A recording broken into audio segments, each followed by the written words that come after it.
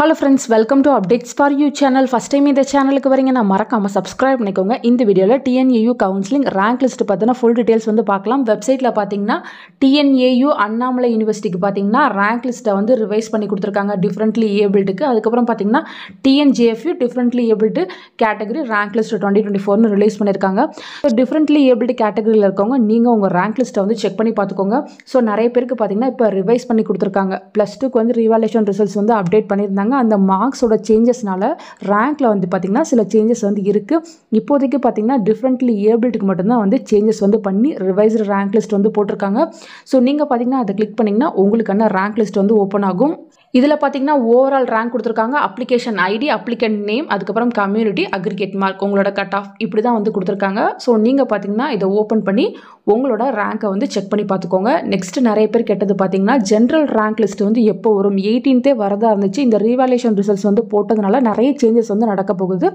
அந்த ரீசனுக்காக இப்போ ரேங்க் லிஸ்ட் வந்து டிலே ஆகுது. TNAU சைடில் பார்த்தீங்கன்னா நிறைய பேருக்கு இது போல் வந்து ஒரு மெயில் அனுப்பியிருப்பாங்க. TNAU UG அட்மிஷன் 2024-2025 revaluation and retotaling mark sheet uploading intimation sent regarding இது போல வந்து உங்களுக்கு மெயில் வந்து வந்திருக்கும். ஸோ நீங்கள் பார்த்தீங்கன்னா அதை செக் பண்ணி பாருங்க. ஸோ இது எதுக்கு கொடுத்துருக்காங்க அப்படின்னு பார்த்தீங்கன்னா நிறைய பேர் வந்து +2ல ரீவாலுவேஷன் ரீடோட்டலிங் போட்டு மார்க்ஸ் எல்லாமே வந்து சேஞ்ச் ஆயிருக்கும். அந்த மாதிரி யார் யாருக்கெல்லாம் மார்க்ஸ் வந்து சேஞ்ச் ஆயிருக்கோ அவங்கள வந்து இமீடியட்டாக யூனிவர்சிட்டிக்கு வந்து மெயில் பண்ண சொல்கிறாங்க.